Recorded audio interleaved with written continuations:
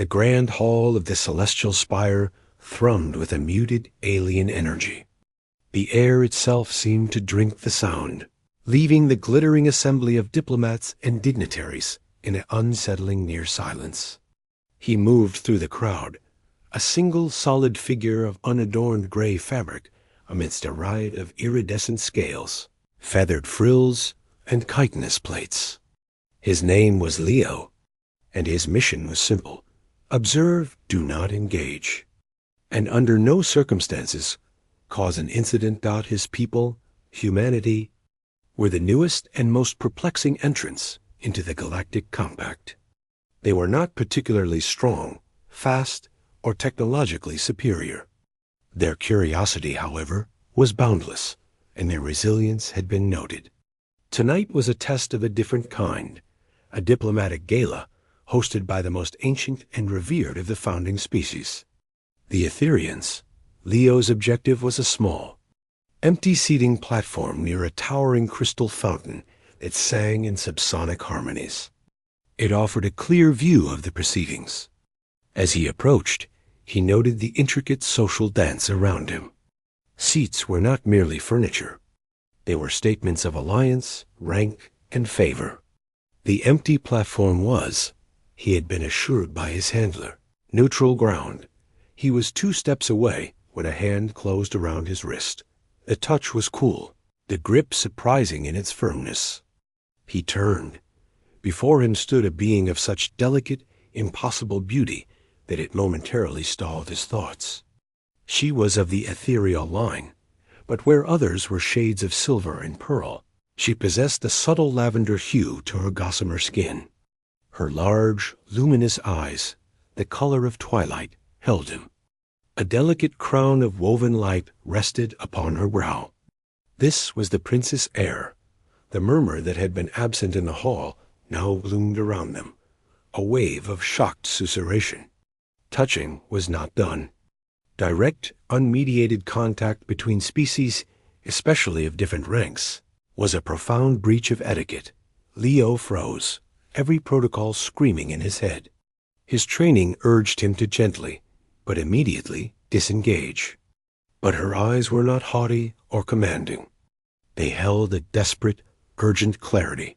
Her voice, when it came, was a melody woven from chimes and whispers, translated by the implant in his ear. Stop, do not go there. He remained motionless.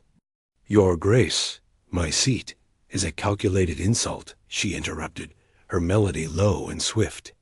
Placed by my cousin's faction.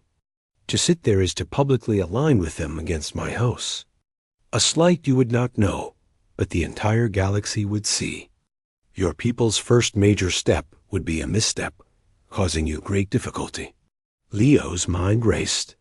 The political labyrinth of the compact was a minefield his people were still mapping. This simple instruction about a chair was now a potential disaster. Her gaze swept the room, noting the watching eyes. She could not be seen to instruct him, to show open political manipulation. Yet she had chosen to intervene. The risk to her own standing was significant. Then she did the unthinkable. Still holding his wrist, she took a single graceful step to the side, toward a different seating platform. This one was slightly elevated, adorned with living vines that bloomed with soft bioluminescence. It stood conspicuously empty, directly to the right of the immense, vacant throne where the ethereal monarch would later sit. She looked directly at him, and with a voice meant to carry just to his ears, yet pitched with a formal resonance, she said, "Sit here." The silence became absolute. The singing fountain seemed to pause. Every ocular orb, sensory stalk, and antenna in the hall was focused on them. The platform she indicated was not neutral. It was a place of high honor, traditionally reserved for a closest ally or a most favored guest. For a human so new and untested, to be invited, there was either an unprecedented elevation or a cruel joke meant to highlight their insignificance. Leo understood the choice. To refuse would be a public rejection of the Princess Air, a humiliation from which an alliance might never recover.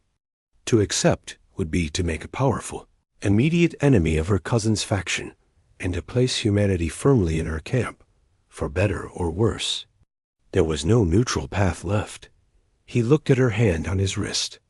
The contact, so violating of custom, now felt like an anchor.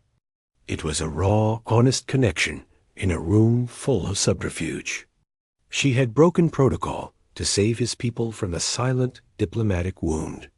The least he could do was meet her courage with his own. He did not pull away. Instead, he gave the slightest of nods, a human gesture he hoped she understood. "I would be honored," he said, his own voice sounding too rough, too solid in the absorptive hall. He allowed her to guide him the final step. She released his wrist, the cool absence immediate.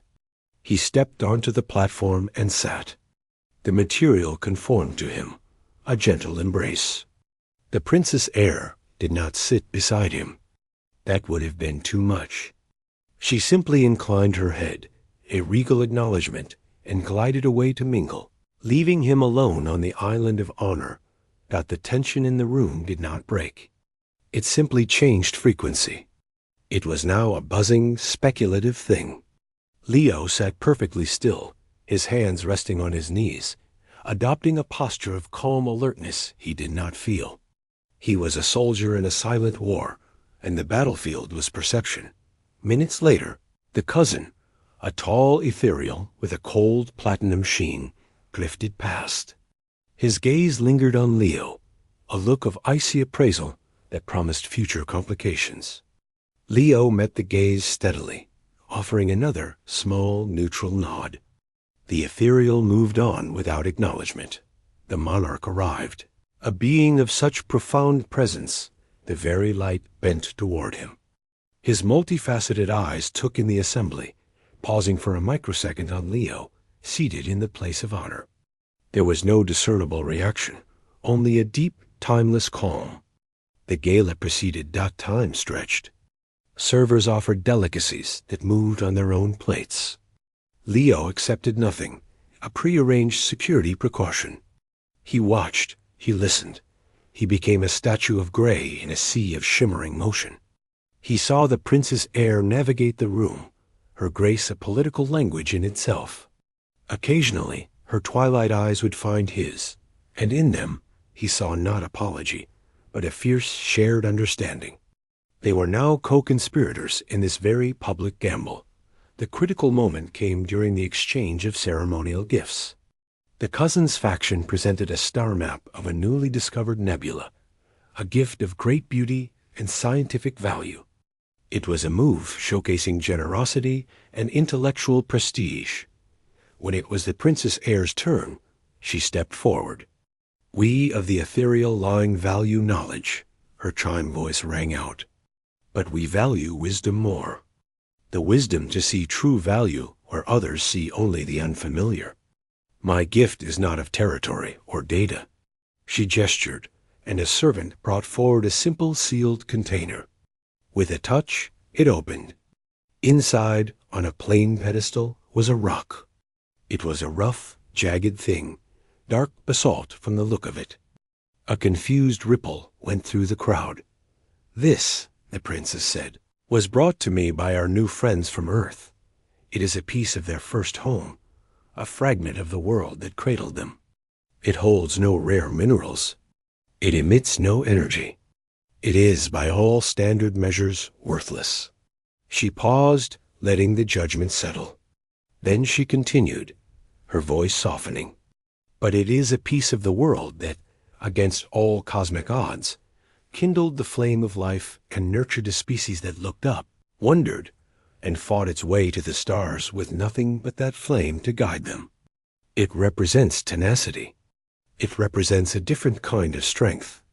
We have many allies with powerful fleets. We have few who understand the value of a stone.